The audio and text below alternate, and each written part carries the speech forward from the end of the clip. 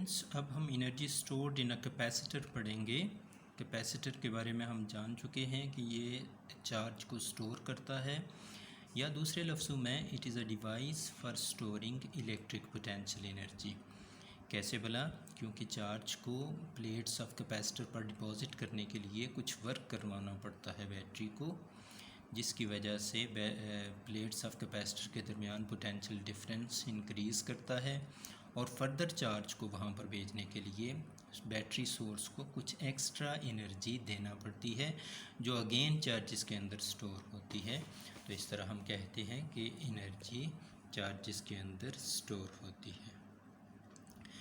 तो ये डायग्राम आपकी इसी चीज़ को बयान कर रही है कि ये प्लेट्स ऑफ कैपेसिटर हैं। यहाँ इनिशियली जब चार्ज नहीं है तो बैटरी इजीली कुछ चार्जेस को भेजेगी, लेकिन जब यहाँ पर चार्ज आ गए तो अब यहाँ पर एक पोटेंशियल डिफरेंस, एक फील्ड क्रिएट हो गया जिसकी पोलैरिटी इसके सोर्स की पोलैरिटी के अगेंस्ट है।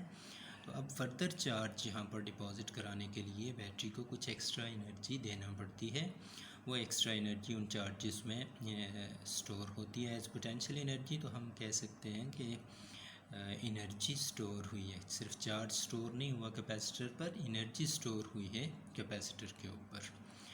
तो इनिशियली जब कैपेसिटर अनचार्ज होता है तो potential difference between the plates zero होगा, लेकिन जब उस पर इस तरह से चार्ज आ जाएगा, यानी प्लस क्यू और माइनस क्यू चार्ज दोनों प्लेट्स पर मौजूद है, तो उसकी प्लेट्स के दरमियान पोटेंशियल डिफरेंस V हो जाएगा। तो एवरेज पोटेंशियल डिफरेंस फिर कितना आ गया कि शुरू में पोटेंशियल ज़ीरो है, फाइनली पोटेंशियल V है, तो initial potential plus final potential divided by 2 हो गया।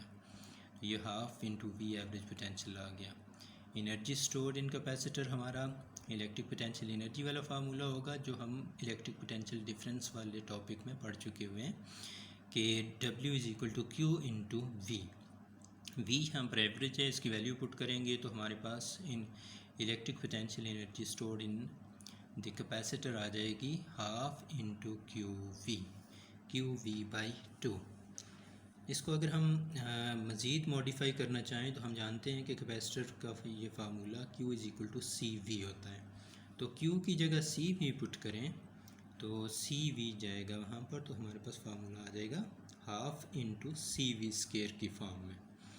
इसी तरह से उसी फार्मूला में Q is equal to C V वाले फार्मूले से V को सेपरेट करें, Q बाई C लिख लें तो Q स्केयर बाई 2C आ जाएगा।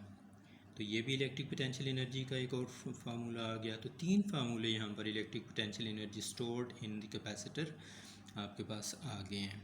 तो एनर्जी स्टोर्ड इन कैपेसिटर के मुख्तलिफ न्यूमेरिकल प्रॉब्लम्स, मुख्तलिफ एप्लीकेशंस आती हैं आपको, जहाँ Q और V दिया गया हो, पोटेंशियल एनर्जी पूछी जाए या एनर्जी स्टोर्ड इन कैपेसिटर पूछी जाए तो ये फार्मूला इस्तेमाल कर लें। ये दोनों चीज़ें दी जाएं, C और V दिए जाएं तो ये फार्मूला, और Q बाई C दिए जाएं, Q और C दिए जाएं तो इस फार्मूला को इस्तेमाल करके आप एनर्जी स्टोर्ड इन कैपेसिटर निकाल सकते हैं। सिमिलरली जब चार्जेस कैपेसिटर की प्लेट्स पर आ गए तो कैपेसिटर की प्लेट्स के दरमियान एक इलेक्ट्रिक फील्ड ने एग्जिस्ट किया। तो ये इलेक्ट्रिक फील्ड उतनी देर ही एग्जिस्ट करता है जितनी देर यहाँ पर चार्जेस मौजूद होते हैं। तो चार्जेस की वजह से एनर्जी आई और ये इलेक्ट्रिक फील्ड भी बना। तो हम कह सकते हैं कि एनर्जी स्टोर हुई है इन the form of electric field on the plates of capacitor. तो इस सेंस में अगर हम एनर्जी स्टोर्ड इन कैपेसिटर को फाइंड करना चाहें इन the form of electric field, तो ऐसा करने के लिए हमें पता है कि दो प्लेट्स ऑफ कैपेसिटर पर जब चार्ज आ जाता है तो V is equal to E D, वहाँ जो पोटेंशियल है दोनों प्लेट्स के दरमियान वो इस फार्मूला से लिखा जा सकता है, V is equal to E into D. और capacitance of parallel plate capacitor हम पिछले टॉपिक में देख चुके हैं कि that is C is equal to A epsilon और एप्सिलॉन नॉट बाई डी हो जाता है। तो ये दोनों वैल्यू V और C की वैल्यूज़ ऊपर वाले फार्मूला इस सी वी स्केयर बाई 2 वाले फार्मूला में पुट करें तो C की जगह ए एप्सिलॉन और एप्सिलॉन नॉट बाई डी आ जाएगा और V की जगह ई डी स्केयर आ जाएगा। तो आपके पास एनर्जी स्टोर बनेगी 1/2 epsilon R epsilon naught E square into A D. यहाँ अगर इस फार्मूला को गौर करें तो ई comes out to be, E की जो शक्ल बनती है वो आती है जी कि E is proportional to square of the electric field, E is equal to the square of the electric field. तो U is proportional to square of the electric field. यहाँ एप्सिलॉन नॉट और एप्सिलॉन आर दोनों constants हैं। A D area of the plates, separation between the plates, ये volume of the capacitor आ गया। तो इसमें से जो वेरिएबल चीज़ आई, आप कह सकते हैं कि U is equal to, U is proportional to energy stored is proportional to square of the electric field.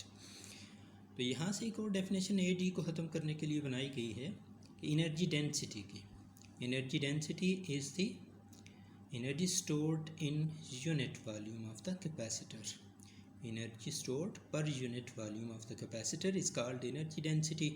तो इस फार्मूला को अगर वॉल्यूम से डिवाइड कर लें तो वॉल्यूम चूँकि ए डी ही बनता है तो ए डी वाली टर्म हमारी कैंसिल हो जाएगी और बाकी बचेगा 1/2 एप्सिलॉन और epsilon naught into E square.